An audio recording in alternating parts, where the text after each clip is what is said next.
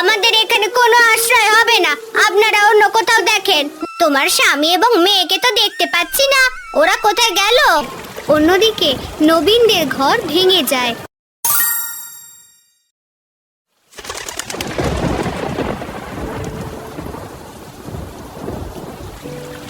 প্রচন্ড বন্যায় গোপালদের ঘর ভেসে গেছে। তারা কোনো মতে একটা ভেলায় আশ্রয় নিয়েছে। চোখের সামনে ঘরটা একদম বন্যার পানিতে ভেসে গেল। আমাদের কপালটাই খারাপ।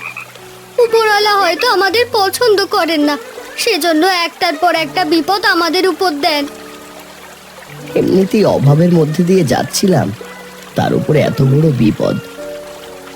বাবা, এখন আমরা কি করব? কোথায় থাকবো? তুই কোনো চিন্তা করিস না মা, আমরা তোর কাকার বাড়ির দিকে যাচ্ছি। নবীন কাকার বাড়ির দিকে বাবা? হ্যাঁ, তোর নবীন কাকার ওখানে গিয়ে আশ্রয় নেব।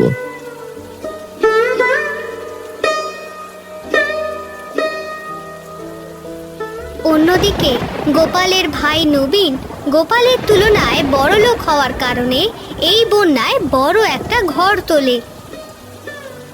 নবীন, বড় বিপদে পড়ে তোদের এখানে এসেছি। বন্যায় আমাদের ঘর ভাসিয়ে নিয়ে গেছে।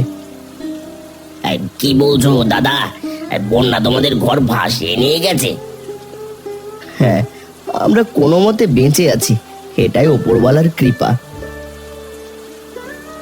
না না, আমাদের ঘরের কিছু হয়নি। তুই একটু আমাদের সাহায্য করবি? তোর এখানে আশ্রয় দিবি আমাদের?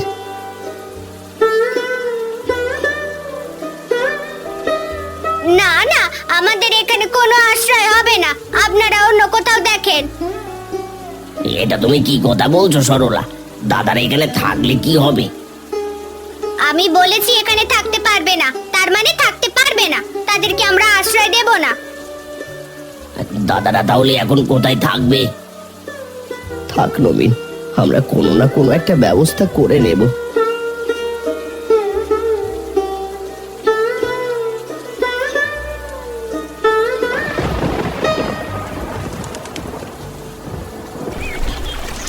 বাবা, কাকা তো আমাদের আশ্রয় দিল না, এখন কি হবে আমাদের?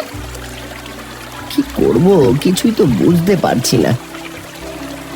ওই যে একটা বড় গাছ দেখা যায় নবীনদের ঘরের সামনে, চলো আমরা ওখানে আশ্রয় নিই। ওখানে কিভাবে আশ্রয় নেব?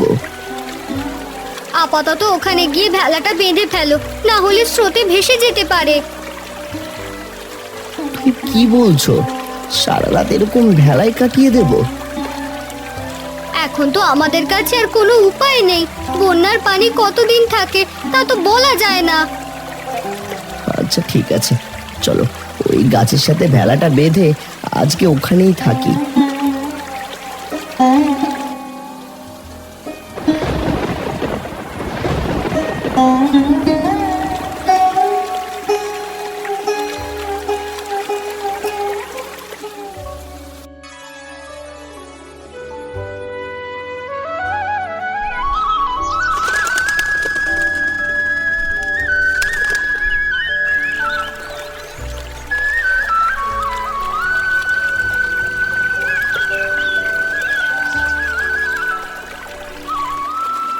কি গো বড় বৌদি, কোথায় ছিলে তোমরা সারা রাত? কোথায় আর থাকবো, ভেলার মধ্যেই কাটিয়ে দিয়েছি। তোমার স্বামী এবং মেয়েকে তো দেখতে পাচ্ছি না, ওরা কোথায় গেল? ওরা অন্য একটা ভেলা নিয়ে ভেসে যাওয়া ঘর দেখতে গেছে।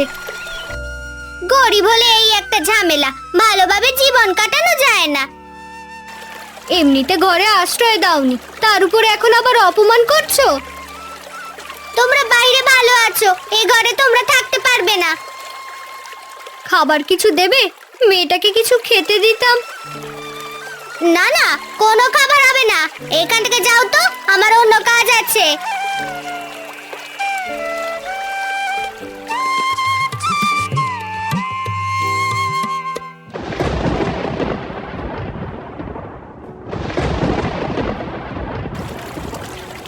বাবা, আকাশের অবস্থা তেমন একটা ভালো নয়।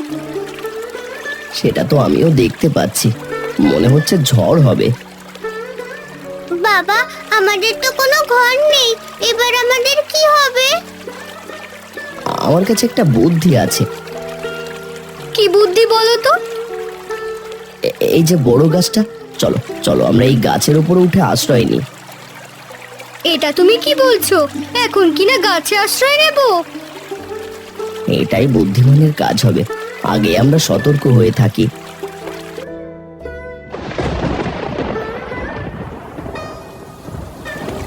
গোপাল পরিবারকে নিয়ে গাছে আশ্রয় নেয়।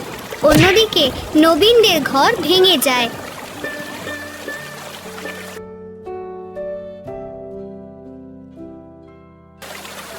ভালো ঘরে থেকে কি এমন হলো? তোমাদের ঘর তো সেই ভেঙে গেল, আমরা ভেলায় ভালো আছি। ঘর চাইলে আমরা মেরামত করে নিতে পারবো, তোমাদের তো থাকারও জায়গা নেই। গতকাল রাতে তোমরা তো কষ্ট করলে, আমাদের তো কষ্ট করতে হয়নি। কেন, তোমরা কি করেছিলে? আমরা তো গাছের উপরে আশ্রয় নিয়েছিলাম।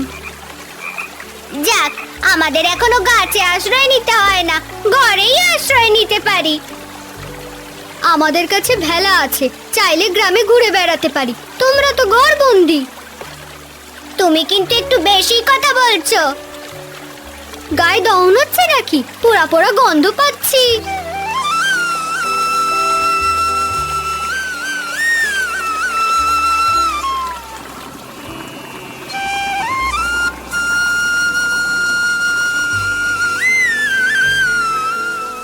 কি হয়েছে? তোমার মুখটা এমন শুকনো কেন?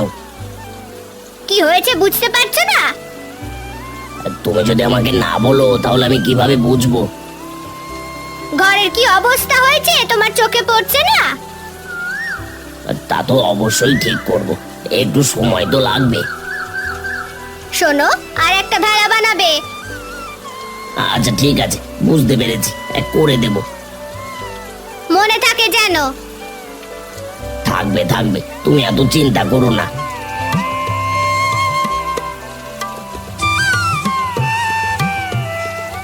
গোপাল যখন কোনো জায়গায় আশ্রয় পাচ্ছিল না, তখন বাধ্য হয়ে বুদ্ধি করে গাছের উপরে একটা মাচা তৈরি করে এবং সেখানে পরিবার নিয়ে থাকতে শুরু করে।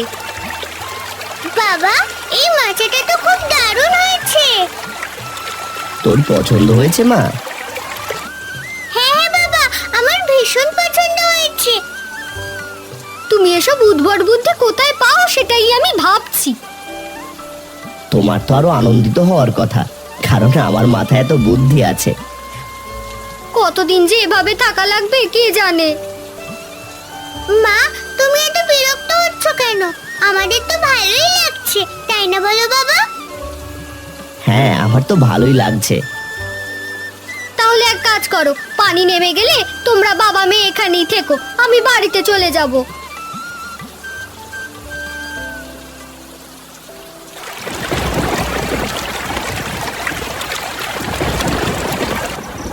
আমার তো প্রচন্ড ভয় করছে। ঘরটা তো মনে হচ্ছে আর টিকবে না, কি করব কিছুই তো বুঝতে পারছি না। তোমার কিছু করতে হবে না, তুমি তোমার ভাইদের কথাই চিন্তা করো। এরকম পরিস্থিতিতে তুমি আমার সাথে ঝগড়া করতে চাও? আমি তো ঝগড়া করতে চাই না, আমি চাই আমার জীবনটা বাঁচুক। তুমি তো বাঁচার কোনো চিন্তাই করছো না। এই ঘরে আর এক মুহূর্ত থাকা ঠিক হবে না, চলো চলো তাড়াতাড়ি বেরিয়ে পড়ি, ঘরটা মনে হচ্ছে মাথায় পড়বে। কোথায় যাবে? হ্যাঁ চলো চলো, ভেলা রাখা আছে, ভেলায় গিয়ে উঠি।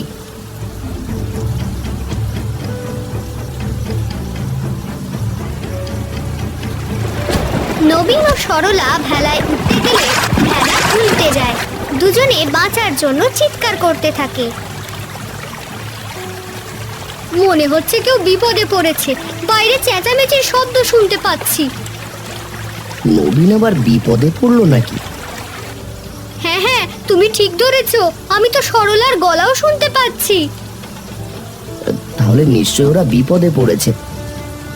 তুমি এখনো এখানে বসে আছো কেন? যাও যাও, ওদেরকে বিপদ থেকে উদ্ধার করো। আচ্ছা আচ্ছা ঠিক আছে, আমি যাচ্ছি, দেখি কি করা যায়।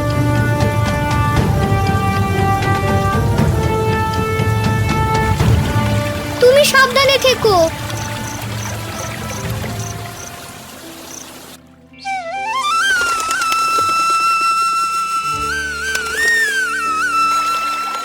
তোদের ঘর দেখলাম একদম ভেঙে গেছে। আমরা যে জান নিয়ে বেঁচে আছি এটাই তো অনেক। কপাল তোদের ভালো যে সময় মতো ঘর থেকে বের হয়ে আসতে পেরেছিস। তুমি না গেলে দুজনে হয়তো মারাই যেতাম। ঘর নিয়ে এত বড়াই, ঘরে আমাদের আশ্রয় দাওনি, কিন্তু উপরওয়ালার পরিকল্পনা দেখো সরলা, আজকে আমার ঘরেই তোমাকে আশ্রয় নিতে হলো।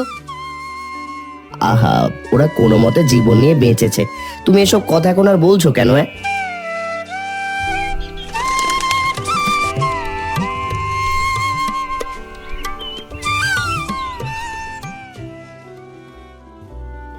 কিছুদিন পর বন্যার পানি নেমে গেছে, সবকিছু স্বাভাবিক হয়ে গেছে। এই গাছটা কিন্তু আমাদের, যে গাছটায় সাবিত্রী বৌদিরা মাজা বানিয়েছে। তাতে কি হয়েছে? আমাদের হলে কি? ওই যে পূজা এখনো এখানে এসে খেলা করে, ওটা তো ওদের জিনিস নয়। গোপাল দাদা, সাবিত্রী বৌদি তোমার জীবন বাঁচিয়েছে, তোমার মন থেকে হিংসে কি এখনো যায়নি? তুমি আমার সাথে এমন ভাবে কথা বলছো কেন? আমি তোমাকে এত ভালো করার চেষ্টা করছি, তুমি তো পরিবর্তনই হচ্ছ না। তারা না বাঁচালে তোমার কি হতো বলো তো? ঠিক আছে, আমি ভুল করতেই পারি, তুমি একটু ভালোভাবে বোঝালেই তো হয়, আমি নিজের ভুল বুঝতে পারি। এখন বুঝতে পেরেছো তো নিজের ভুল? হ্যাঁ, বুঝতে পেরেছি। এরপর সরলা নিজের ভুল বুঝতে পারে, কখনো আর সাবিত্রীদের সাথে হিংসা করে না, মিলেমিশে একসাথে বসবাস করতে থাকে।